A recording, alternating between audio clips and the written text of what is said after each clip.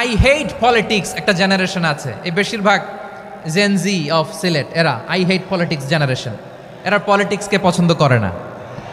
তো কেন করে না, এর দায়ভার আমাদের আছে না নাই? আছে।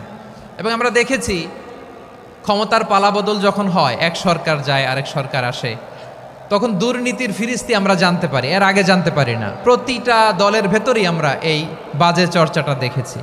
সো এখন আমাদেরকে শুধরে নেয়ার সময় এসেছে। এটা এই সুন্দর সময়, নতুন প্রভাতের বাংলাদেশ, নতুন ভোরের বাংলাদেশ, এই সময় আমরা কাদা ছোড়াছড়ি যেন না করি।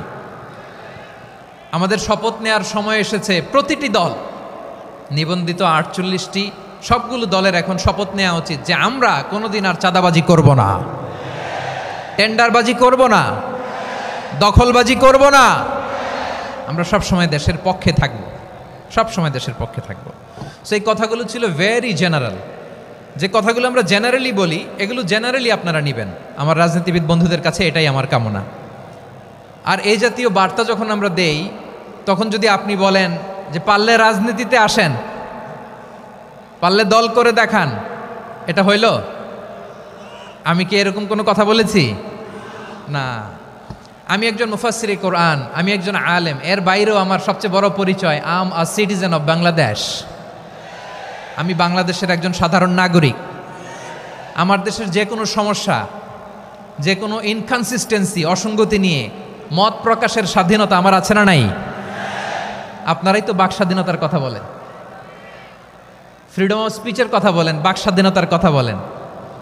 সো আপনারাই যদি আবার কোনো মন্তব্যের কারণে বলেন যে রাজনীতির মাঠে আসেন, দল করেন, দেখি কতটুকু পারেন, এটা ঠিক হবে না। তাই প্রিয় ভাইয়ের, আসুন আমরা দল মত নির্বিশেষে কাঁধে কাঁধ মিলিয়ে সোনার বাংলাদেশ গড়ি, দুর্নীতিমুক্ত বাংলাদেশ গড়ি, যে বাংলাদেশের জন্য রক্ত দিয়েছে আবু সাঈদ, যে নতুন ভোরের বাংলাদেশের জন্য রক্ত দিয়েছে মুগ্ধরা, যে নতুন বাংলাদেশের জন্য রক্ত ঝরিয়েছে 24-এর যে গণ অভ্যুত্থানের প্রত্যেকটি শহীদার। আওয়াজ করে বলেন ঠিক কিনা? আল্লাহ তাআলা আমার দেশকে তুমি নিরাপদ করো, শান্তিময় করো। আমরা যেন স্বাধীন সার্বভৌম বাংলাদেশে মাথা উঁচু করে বিশ্ব দরবারে দাঁড়াতে পারি। আল্লাহ তুমি তৌফিক দান করো। আওয়াজ করে সবাই পড়ে আমিন।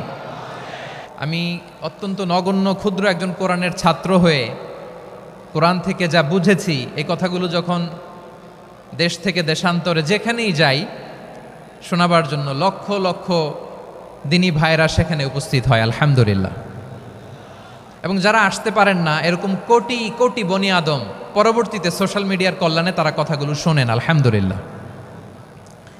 আবার এমনও অনেক আছে যারা আমাদেরকে পছন্দ করেন না, তারাও ডায়েরি, খাতা কলম নিয়ে, মোবাইল নিয়ে, ল্যাপটপ খুলে আমাদের আলোচনা শোনেন। আমি তাদেরকেও ভালোবাসি, কারণ আমার স্লোগান হচ্ছে হেরে যাবে ওদের হিংসা, ষড়যন্ত্র, জিতে যাবে আমাদের ভালোবাসা। যারা আমাদের বিরোধিতা করে, আমাদের ব্যাপারে ঘৃণা ছড়ায়, তাদের জন্য আমাদের বুক ভরা দরদ আর ভালোবাসা আছে না নাই? কারণ ভালোবাসা দিয়ে যা জয় করা যায়, কঠোরতা দিয়ে তা পারা যায় না। তো যারা বিরোধিতার জন্য আমাদের আলোচনা শোনেন, তাদেরকেও ওয়েলকাম। যারা আমাদের আলোচনা আউট অফ কনটেক্সট নিয়ে এক জায়গার মাথা আরেক জায়গার লেজ জুড়ে দেন, তাদেরকেও ওয়েলকাম। গত সপ্তাহে আপনারা জানেন খুলনা বিভাগের প্রোগ্রাম আমি দিয়েছিলাম যশোরে, আদ্দিন ফাউন্ডেশনের উদ্যোগে। তো যশোরের প্রোগ্রামের এক ভিডিওর পেছনে আমাদের কিছু দিনী ভাইরা 6 বছর আগের এক অডিও ব্যাকগ্রাউন্ডে জুড়ে দিয়ে বিভ্রান্তি ছড়ানোর জন্য সোশ্যাল মিডিয়াতে ছড়িয়ে দিয়েছে।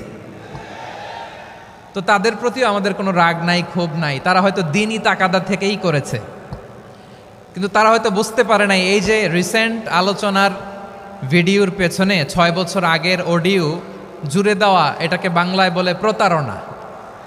কি বলে? প্রতারণা, ধোঁকাবাজি। এখনকার আলোচনার ভিডিও আর ব্যাকগ্রাউন্ডে এডিট করে লাগিয়েছে 6 বছর আগের অডিও। এটারে প্রতারণা বলে, ধোঁকাবাজি বলে। আর বিশ্বনবী বলেন, মান গশানা ফালাইসা মিন্না, the person who deceives us he is not among us. যে আমাদেরকে ধোঁকা দেয় সে আমাদের অন্তর্ভুক্ত নয়।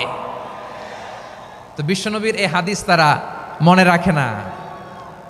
তো এই জন্য শুধু বিশ্বনবীর প্রতি সাল্লাল্লাহু আলাইহি ওয়াসাল্লামের প্রতি সেরেফ ভালোবাসা আপনাকে বাঁচাতে পারবে না যদি বিশ্বনবীর আদর্শ আপনি গ্রহণ না করেন। তার জলজান্ত প্রমাণ আবু তালেব বিশ্বনবীকে অনেক ভালোবেসেছেন আলাইহিস সালাতু ওয়াসসালাম। পলিটিক্যাল শেল্টার, ফিনান্সিয়াল শেল্টার, সব ধরনের শেল্টার তিনি দিয়েছেন, কিন্তু বিশ্বনবীর আদর্শ মানেন নাই। মুক্তি মিলবে? হ্যাঁ, আওয়াজ করে বলেন, আবু তালেবের কি মুক্তি মিলবে? তাহলে সেরেফ ভালোবাসা আপনাকে বাঁচাতে পারবে। ভালোবাসার পাশাপাশি বিশ্বনবীর আদর্শকে মেনে নেওয়ার দরকার আছে না নাই? তো যারা এই সমস্ত কাজ করেন আমাদের ভাইয়েরা, তাদের জন্য আল্লাহ তাআলার কাছে আমরা হেদায়েতের দোয়া করি। আবার আমি দেখেছি আমার গত সপ্তাহের যশোরের আলোচনার একটা লাইনকে কেন্দ্র করে আমাদের অনেক রাজনীতিবিদ বন্ধুরা অনেক ক্ষুব্ধ প্রতিক্রিয়া দেখাচ্ছেন। ওই কথাকে নিজেদের গায়ে টেনে, নিজেদের গায়ে মেখে ওনারা ক্ষুব্ধ হয়েছেন। প্রিয় ভাইয়েরা, আমি বলেছিলাম যে একদল খেয়ে গিয়েছে, আরেক দল খাওয়ার জন্য রেডি হয়ে আছে। তো এখানে কি আমি কোনো দলের নাম বলেছি? বাংলাদেশে 48টা প্রায় নিবন্ধিত রাজনৈতিক দল, কোনো দলের নাম আমি বলিনি। কথাটাকে আমি জেনারেল রেখেছি। দায়ীদের বৈশিষ্ট্যই এটা, দায়ীরা জেনারেলি কথা বলে, যার যেই মেসেজ নেয়ার তারা সেখান থেকে নিয়ে নেয়।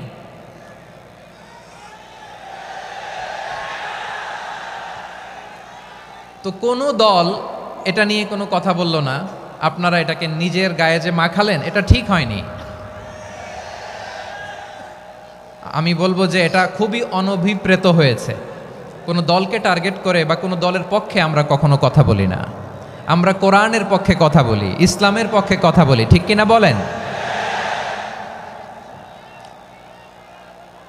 সো একটা জেনারেল কথাকে যদি আমার রাজনীতিবিদ বন্ধুরা নিজেদের গায়ে মাখেন, ক্ষুব্ধ প্রতিক্রিয়া জানান, এতে করে সাধারণ জনগণের কাছে একটা নেগেটিভ মেসেজ যাবে ওনাদের ব্যাপারে।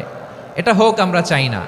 এদেশের যত এই যে আমার ভাইয়েরা, এই যে, তো আমার প্রিয় রাজনীতিবিদ বন্ধুদের আমি বলবো, কথাটা ছিল ভেরি জেনারেল, এটা নিজেদের গায়ে মাখানোর কোনো দরকার নাই।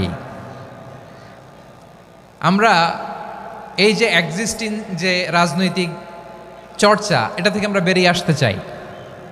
আমরা চাই না এদেশে চাঁদাবাজি, দখলবাজি থাক, ঠিক কিনা বলেন? এদেশে কোনো দুর্নীতি থাক, টেন্ডারবাজি থাক, এগুলো আমরা চাই?